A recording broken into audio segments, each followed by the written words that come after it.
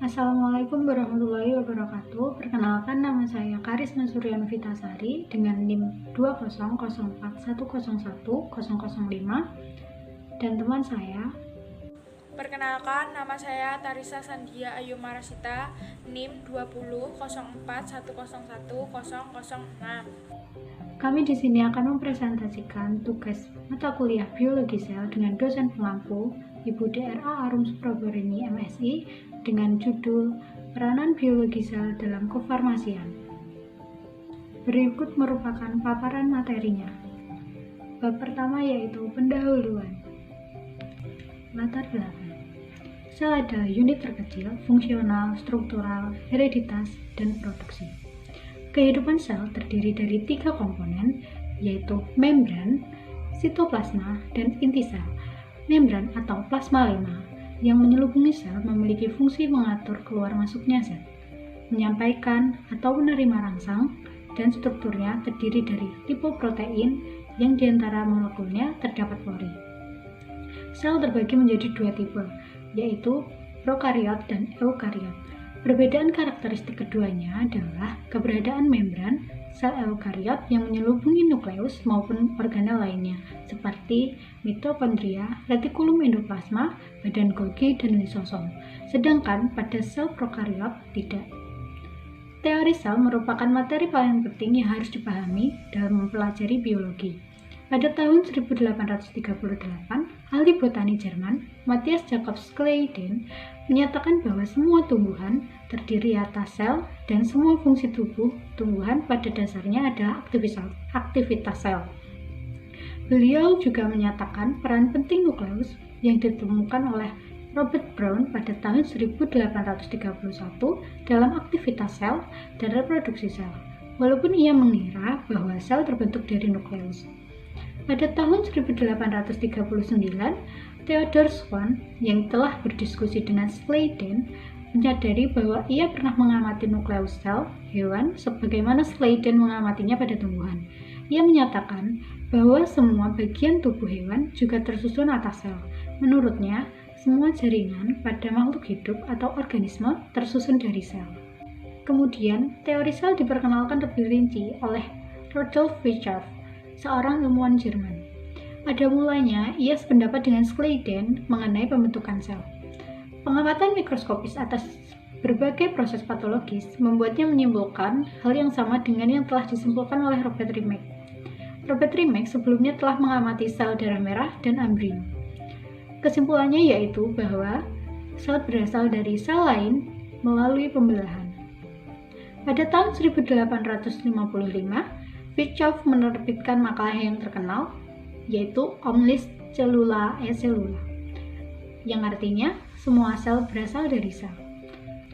Robert Hooke merupakan orang pertama yang memberi nama sel atau juga bisa disebut sebagai orang pertama yang menemukan sel. Istilah sel ditemukan pada tahun 1665 saat Robert Hooke meneliti irisan tipis gabus melalui mikroskop yang ia rancang sendiri. Kata sel berasal dari kata Latin cellula yang berarti rongga atau ruangan. Pada tahun 1835, sebelum teori sel didefinisikan sebagai unit organisasi terkecil yang menyusun makhluk hidup, semua fungsi kehidupan diatur dan berlangsung di dalam sel. Karena itulah, sel dapat berfungsi secara mandiri asalkan kebutuhan hidupnya terpenuhi. Yang selanjutnya adalah rumusan masalah. Rumusan masalah yang pertama adalah apa pengertian biologi sel, yang kedua, bagaimana sejarah biologi sel, yang ketiga, apa peranan biologi sel dalam kefarmasian. Yang selanjutnya adalah tujuan. Tujuan pertama adalah mendeskripsikan pengertian biologi sel, yang kedua, mendeskripsikan bagaimana sejarah biologi sel, yang ketiga, mendeskripsikan peranan biologi sel dalam kefarmasian. Bab kedua adalah pembahasan. Pengertian dan sejarah sel. Biologi sel atau sitologi berasal dari bahasa Yunani, yaitu kaitos yang artinya wadah. Adalah ilmu yang mempelajari sel, salah satu dari cabang-cabang biologi.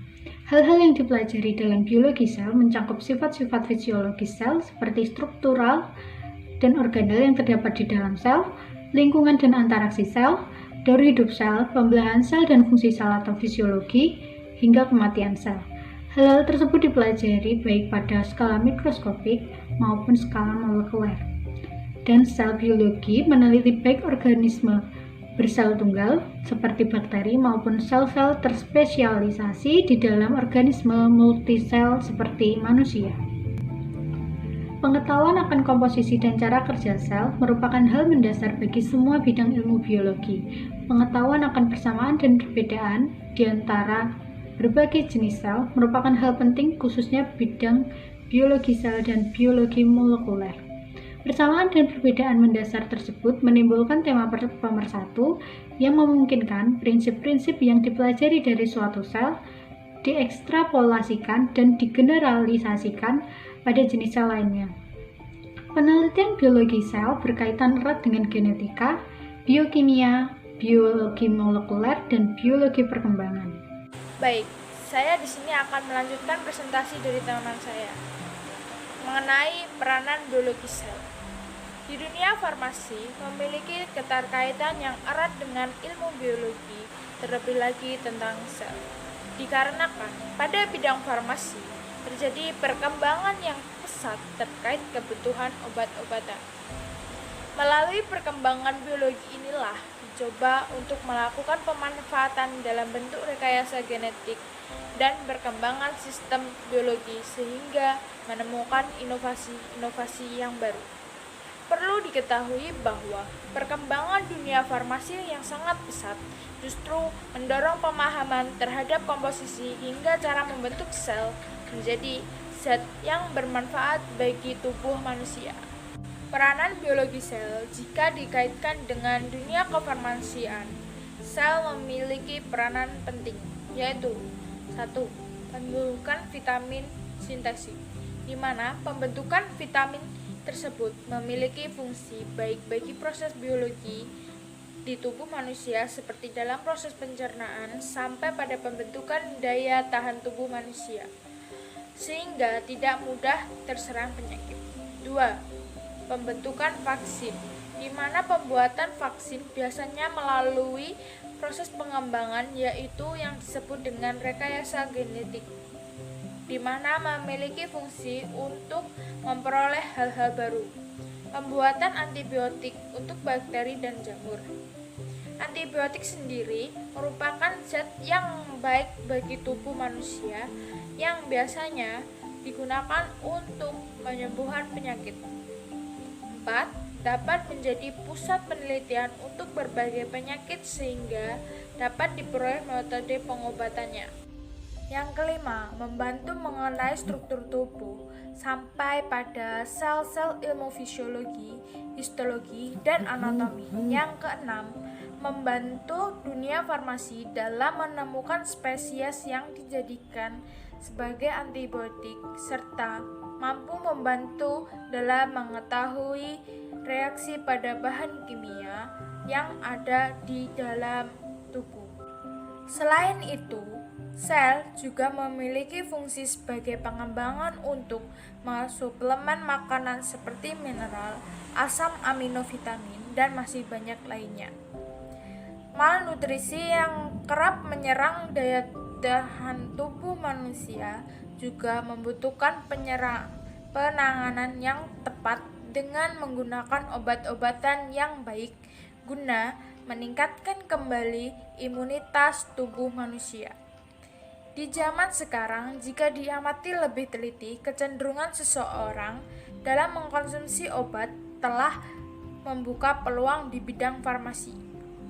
Dalam pengembangan obat-obatan yang lebih aman dan memiliki tingkat nutrisi yang tinggi sehingga dapat mengurangi resiko dalam menimbulkan penyakit lainnya. Sehingga dapat disimpulkan di dalam dunia farmasi memiliki keterkaitan yang erat dengan ilmu biologi, terlebih lagi tentang sel. Dikarenakan pada bidang farmasi terjadi perkembangan yang pesat terkait kebutuhan obat-obatan. Melalui perkembangan ilmu biologi inilah dicoba melakukan pemanfaatan dalam bentuk rekayasa genetik dan perkembangan sistem biologi sehingga menemukan inovasi-inovasi yang baru. Biologi sel dalam sitologi bahasa Yunani memiliki makna kitos yang berarti wadah. Biologi sel adalah ilmu yang mempelajari tentang sel. Selain itu, biologi sel merupakan salah satu cabang-cabang ilmu biologi. Hal yang dapat dipelajari dalam biologi sel yaitu mencakup sifat-sifat fisiologi sel seperti struktur dan organel yang terdapat di dalam sel, serta lingkungan, interaksi sel, daur hidup sel, pembelahan sel, dan fungsi sel atau fisiologi, dan hingga kematian sel. Hal-hal tersebut dipelajari baik pada skala mikroskopik maupun skala molekuler, dan sel biologi meneliti baik organisme bersel tunggal seperti bakteri maupun sel-sel terspesialisasi di dalam organisme multisel tersebut, yaitu contohnya seperti manusia. Cukup sekian video presentasi kami dari sini. Bila ada salah kata atau ucapan yang kurang berkenan, kami mohon maaf yang sebesar-besarnya. Wassalamualaikum warahmatullahi wabarakatuh.